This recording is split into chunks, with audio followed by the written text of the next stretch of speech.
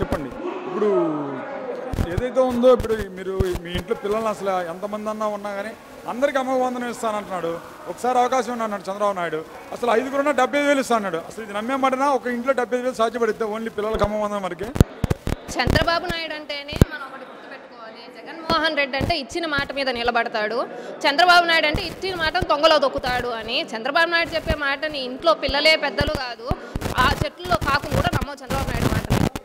కానీ ఇప్పుడు ఒకటి, తెలుగుదేశం పార్టీ ఓట్లు అయిపోతే ఇళ్ళలో మీ భర్తలకు అన్నం పెట్టద్దు, ఓట్లు వేస్తాంటే అన్నం పెట్టిన అలా అయితే ఇంట్లో రాని అని మాట్లాడుతున్నాడు కదా చంద్రబాబు నాయుడు.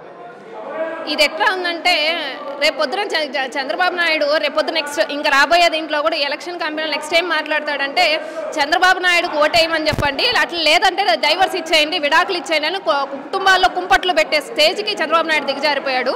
జగన్మోహన్ రెడ్డి గారు ఎక్కడా మాట చెప్పట్లే. మీ ఇంటికి మంచి జరిగితేనే, నా వల్ల మీకు కుటుంబంలో మంచి జరిగిందంటేనే నాకు ఓటేయండి అని సగర్వంగా అడుగుతున్నాడు జగన్మోహన్ రెడ్డి.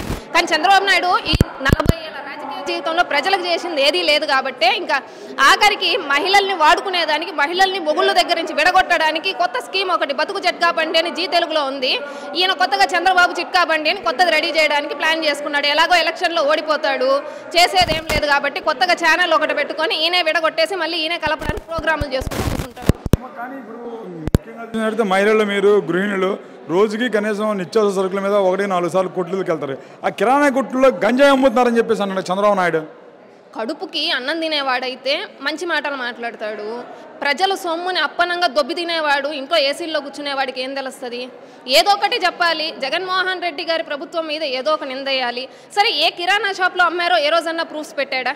ఏ కిరాణా షాప్ నిజంగానే కిరాణా షాప్లో గంజాయి అమ్మితే ఇంటెలిజెన్స్ డిపార్ట్మెంట్ అంతా చేతులు ముడుచుకొని కూర్చొని ఉందా?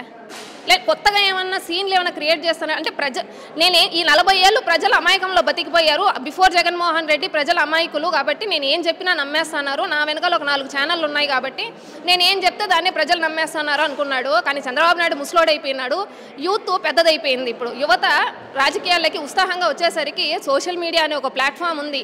ఏదైనా నువ్వు ఏ తప్పుడైతే చెప్తావో వితిన్ ఫ్రాక్షన్ ఆఫ్ సెకండ్స్లో దానికి ఉన్న నిజాలేంటో కూడా సోషల్ మీడియాలో బయటకు వచ్చేస్తుంది. కాబట్టి చంద్రబాబు నాయుడు ఎత్తుగడలు 2019లోనూ పనిచేయలే, రాబోయే 2024లో కూడా పనిచేయదు. కానీ ఇప్పుడు మీరు అన్నారు కదా సోషల్ మీడియా ప్లాట్ఫామ్ అందరికీ అన్ని వెంటనే తెలుస్తున్నాయని. కానీ ఆ సోషల్ మీడియా ప్లాట్ఫామ్ ఏదైతే ఇప్పుడు మీరు ఇప్పుడు చెప్పారు, మీ నిర్ణయం వ్యక్తపరిచారు. కానీ నెగిటివ్ కామెంట్స్ అనేవి చాలా దారుణంగా పెడుతున్నారు కదా ఎలా మీడియా. ఇప్పుడు ఒకటన్నా, లోకేష్ అనే వ్యక్తి అక్క చెల్లెమ్మలతో పుట్టునింటే వాళ్ళ విలువేంటి, అసలు ఆడాళ్ళ విలువేంటి అని తెలిసి ఉండేది. ఒక్కగానొక్కను కొడుకుని కనిపెట్టాడు చంద్రబాబు నాయుడు. దట్టు ఆయనేమో ఒకరిని కనుక్కోవాలంట, రాష్ట్రంలో మహిళలందరూ 3 కనాలంట. ఏమంటే రాష్ట్రంలో మహిళలందరూ నేను పోషిస్తాడు కాబట్టి మహిళల విలువ తెలియని లోకేష్ దగ్గరికి వెళ్ళి మనం సంస్కారం గురించి మాట్లాడడం వేస్ట్. ఆల్రెడీ లోకేష్ చాలా సభల్లో బహిరంగానే చెప్పాడు, మీ మీద కేసులు వేసుకోండి అని చెప్పి.